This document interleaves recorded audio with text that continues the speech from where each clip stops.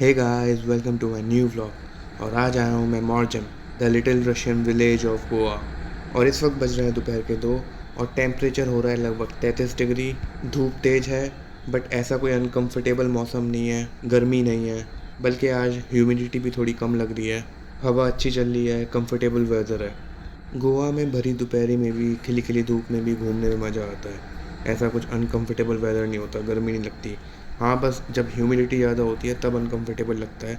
वो भी तब जैसे अगर आपने ज़्यादा कपड़े पहने हुए हैं, फुल कपड़े पहने हुए हैं, जैसे फुल स्लीव के कपड़े पहने हुए हैं या हेलमेट डाला हुआ है, तब जाके प्रॉब्लम लगती है। ना जिस दिन ह्यूमिडिटी नहीं है उस दिन वेदर ठीक रहता है, क्योंकि यहाँ नॉर्थ जैसी एक्सट्रीम गर्मी नहीं पड़ती।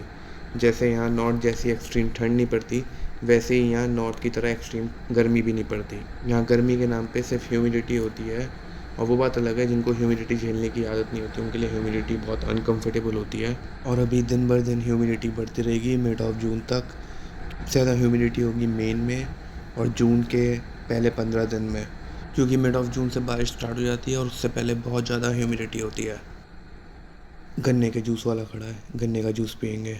गोवा का गन्ने का जूस अलग ही होता है। गोवा की साइड और महाराष्ट्र की साइड जो गन्ने होते हैं वो एकदम केमिकल फ्री होते हैं। यहाँ के गन्ने एज़ कम्पेयर टू नॉर्थ के गन्ने ज़्यादा अच्छे होते हैं, और यहाँ का जूस भी ज़्यादा बढ़िया होता है। और इस मौसम में गन्ने के जूस से बढ़िया कोई चीज़ नहीं हो सकती। अंग्रेज़ों का इलाका है, लूट मचा रखी है। 50 रुपये का दिया गन्ने का जूस, जबकि पूरे गोवा में 20 रुपये से ऊपर का गन्ने का जूस कहीं भी नहीं मिलता। इस एरिया में सिर्फ फॉरनर्स ही फॉरनर्स होते हैं, तो 50 रुपये का दिया गन्ने का जूस। और इस वक्त मैं हूँ मॉर्जिम बीच रोड पे, जो मेन मॉर्जिम बीच की रोड है। इस रोड पे साथ ही साथ चल रही है चपोरा रिवर। मेन बीच से पहले छोटा सा प्यारा सा बीच पड़ता है। बहुत ही प्यारा छोटा सा बीच है, कैसे कुत्ता मज़ा ले रहा है। दोपहर के 2 बजे भी इतना बढ़िया मौसम हो रहा है, इतना बढ़िया एटमॉस्फेयर हो रहा है, आपको बता नहीं सकता। What if I tell you कि ना ही ये बीच है और ना ही ये समंदर है, ये चपोरा रिवर है जो समुंदर की तरह लग रही है बिल्कुल। क्रोकोडाइल सफारी के लिए यहीं से जाते हैं। सारी बोट्स वही हैं, या तो क्रोकोडाइल सफारी वाली या रिवर में जो बोटिंग होती है नॉर्मल वो वाली। छत वाली बोट है, क्रोकोडाइल सफारी वाली बोट है। क्रोकोडाइल सफारी के साथ साथ ये सारी ट्रिप्स यहाँ अवेलेबल है, और कॉन्टैक्ट नंबर भी है। और अब निकलते हैं यहाँ से बाहर। मैं मेन मॉर्जिन बीच की रोड से बाहर निकल के आ गया हूँ। सामने रोड थी वो जा रही थी सियोलिम मापसा की तरफ वापस। मैंने बीच वाली रोड से बाहर निकल के लिया है लेफ़्ट, और अब मैं आ गया हूँ मेन मॉर्जिन के अंदर। मॉर्जिन बीच के 2 रास्ते हैं। ये पहले वाला रास्ता था बीच का जिस पे अभी हम गए थे, और अब हम जा रहे हैं मॉर्जिन बीच के दूसरे रास्ते की तरफ। और इन दोनों रास्तों के बीच में जितना एरिया है वही मॉर्जिम है। उसके बाद मॉर्जिम ख़त्म हो जाता है और एशविम स्टार्ट हो जाता है। इनफैक्ट एशविम बीच 2 पार्ट में है, तो कई लोग जो एशविम बीच का पहला पार्ट है उसे भी मॉर्जिम समझते हैं, बट ऐसा नहीं है। मॉर्जिम बहुत बड़ा नहीं है। मॉर्जिम बीच के पास 2 रास्ते हैं, उन 2 रास्तों के बीच में जितना एरिया है वो मॉर्जिम है। काफ़ी शांत सा बढ़िया सा एटमॉस्फेयर हो रहा है। इंडियन टूरिस्ट ना के बराबर है, सिर्फ और सिर्फ फॉरेनर टूरिस्ट ही दिख रहा है। फॉरेनर टूरिस्ट क्या, ये कह लो कि फॉरेनर्स यहाँ रहते ही हैं, शायद 12 महीने ही यहाँ रहते हैं। और मॉर्जिम को कहा भी जाता है the little Russian village of Goa. Morjim में बहुत फॉरेनर्स रहते हैं, टूरिस्ट भी बहुत आते हैं, और ऐसे भी हैं जो 12 महीने यहाँ रहते हैं। मॉर्जिम का मेन चौराहा है, यहाँ से राइट में रास्ता जाता है मॉर्जिम बीच के दूसरे रास्ते की तरफ। लेफ़्ट में रास्ता जाता है deep into the Morjim. Morjim का टिपिकल हिप्पी एरिया है। अभी दोपहर हो रही है इसलिए सड़कों पे क्राउड कम है। अगर अभी मैं और 2 घंटे बाद आता तो आपको और ज़्यादा फॉरेनर्स का क्राउड दिखता, क्योंकि इंडियन टूरिस्ट का क्राउड तो वैसे भी बहुत कम है। इसी है कि अभी कम फॉरेनर्स दिख रहे हैं। अभी मैं 2 घंटे बाद आता 4 बजे के आसपास तो और भी ज़्यादा फॉरेनर्स का क्राउड होता। कहीं भी बिल्कुल भी रश नहीं है, वरना ये ऐसा एरिया है, ये मेन चौराहा है। अगर काफ़ी ज़्यादा क्राउड होता है, काफ़ी ज़्यादा टूरिस्ट होता है, तो यहाँ पे कई बार रश भी मिलता है। अब आपको लेके चलता हूँ मॉर्जिम के हिप्पी एरिया के अंदर। वैसे तो आप यहाँ से भी मॉर्जिम बीच पर जा सकते हो, बट कोई डायरेक्ट बीच का रास्ता नहीं है ये। यहाँ पे आप किसी ना किसी रिजॉर्ट या किसी ना किसी बीच शेक के थ्रू जा सकते हो, क्योंकि ये एरिया पूरा बीच के किनारे ही पड़ता है। वो एरिया है जहाँ फॉरेनर्स रहते हैं। ये आप कह सकते हो ये मॉर्जिम का हिप्पी एरिया है। मैंने अपने जो इससे पहले लगभग 1.5-2 महीने पहले मॉर्जिम का व्लॉग बनाया था, उसमें काफ़ी अच्छे से इस एरिया को शूट किया है, और वो बिल्कुल परफेक्ट टाइम पे किया था, शाम के टाइम पे इस एरिया को शूट करने के लिए, जब काफ़ी क्राउड होता है, फॉरेनर्स का क्राउड होता है रोड पे। इस समय तो ज़्यादातर फॉरेनर्स बीच पे ही होते हैं सनबाथ के लिए। इंडियन टूरिस्ट वैसे भी कम ही है, इसलिए इस टाइम क्राउड बहुत कम दिखेगा आपको, वरना जितना इस वीडियो में दिख रहा है उससे कहीं ज़्यादा हैवी फॉरेनर्स का क्राउड है इस वक्त गोवा में, और ख़ास तौर से इस एरिया में। फॉरेनर्स ज़्यादातर इस टाइम बीच पे ही होते हैं, सन बात ले रहे होते हैं।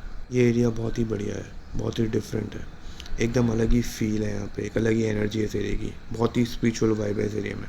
और इस एरिया में काफ़ी स्पिरिचुअल रिजॉर्ट्स और काफ़ी हिप्पी हॉस्टल्स, काफ़ी बढ़िया कैफ़ेज़ भी हैं। मैं उस एरिया से बाहर निकल के आ गया हूँ और अब जा रहे हैं मॉर्जिम बीच के दूसरे रास्ते की तरफ। और ये मॉर्जिम का मेन एरिया है, मेन चौराया है।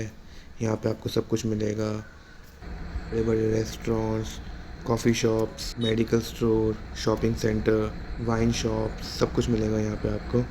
ये बात तो माननी पड़ेगी कि परनेम की वाइब पूरी तरीके से हील हो चुकी है, क्योंकि कोविड के बाद जब बहुत ज़्यादा एक्स्ट्रा क्राउड आया था गोवा में, तो परनेम का ऑरा थोड़ा बिगड़ गया था। परनेम मीन्स मॉर्जिम से लेकर आरंबोल तक, ये जो नॉर्थ गोवा का एरिया है इसे बोलते हैं परनेम। नॉर्थ गोवा 2 पार्ट में डिवाइडेड है, बारदेस और परनेम। जो सेओलिम से लेकर आपका एंडोलिम यानी कि सिंक्योरिम तक बारदेस है, और मॉर्जिम से लेकर आरंबोल बोल रहा हूँ मैं, कैरी तक, क्योरिम तक परनेम है। और इस वक्त हम हैं परनेम गोवा में। परनेम गोवा पूरे गोवा का बेस्ट पार्ट है, सबसे हैप्पी पार्ट है, एकदम डिफरेंट वाइब है यहाँ की, डिफरेंट कल्चर है यहाँ का।